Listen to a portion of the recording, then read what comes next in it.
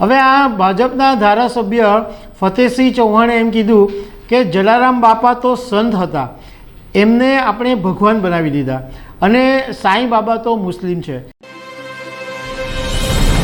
નમસ્કાર દર્શક મિત્રો, ગુજરાતના ભાજપના એક ધારાસભ્યએ બફાટ કર્યો છે અને એમણે જલારામ બાપા અને સાંઈ બાબા વિશે વિવાદિત નિવેદન કર્યું છે।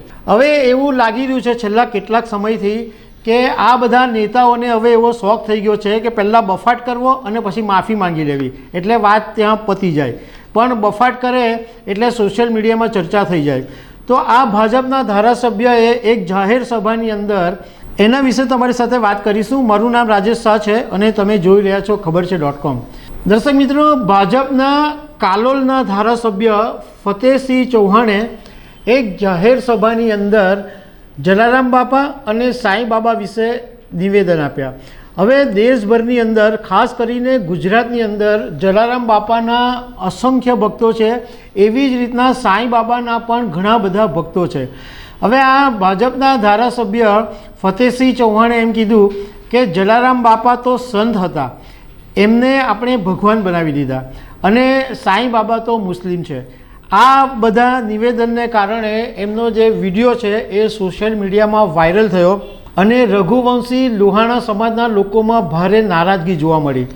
આ સમાજના લોકોએ એવી માંગ કરી કે ફતેહસિંહ ચૌહાણ તાત્કાલિક માફી માંગે અને એમણે સાથે સાથે એવી પણ માંગ કરી કે ભાજપના પ્રદેશ પ્રમુખ CR પાટીલ આમને ખખડાવે ફતેહસિંહ ચૌહાણને કે ભાઈ આવું નિવેદન કેમ આપ્યું।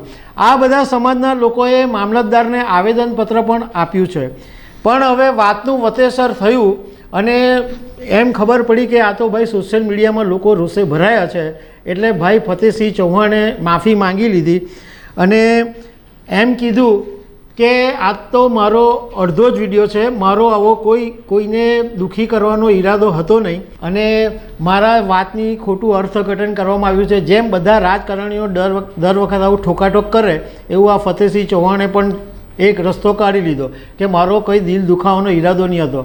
મૂળ વાત એ છે કે રાજકારણ સાથે સંકળાયેલા લોકોએ ધર્મની બાબતે નિવેદન જ શું કામ આપવું જોઈએ અને ધર્મ સાથે સંકળાયેલા લોકોએ રાજકારણની વાત પણ શું કામ કરવી જોઈએ। બંને વાત અલગ અલગ છે અને જ્યારે લોકોની ધાર્મિક લાગણીને ઠેસ પહોંચાડો અને પછી માફી માંગી લો એટલે આ કઈ રીત છે અને આવું આ એક ફતેહસિંહ ચૌહાણનું નથી, બીજા બધા પણ ભાજપના નેતાઓ અનેકવાર આવા લવારા કરી ચૂક્યા છે, પણ એ લોકોએ સમજવાની જરૂર છે કે ભાઈ ધર્મના સાથે તમારે પડવાની જરૂર નથી, તમારું કામ રાજકારણ કરવાનું છે એ કરો નહીં ભાઈ। તો દર્શક મિત્રો, આવી અનેક વાતો સાથે અમે તમને મળતા રહીશું। Thank you very much.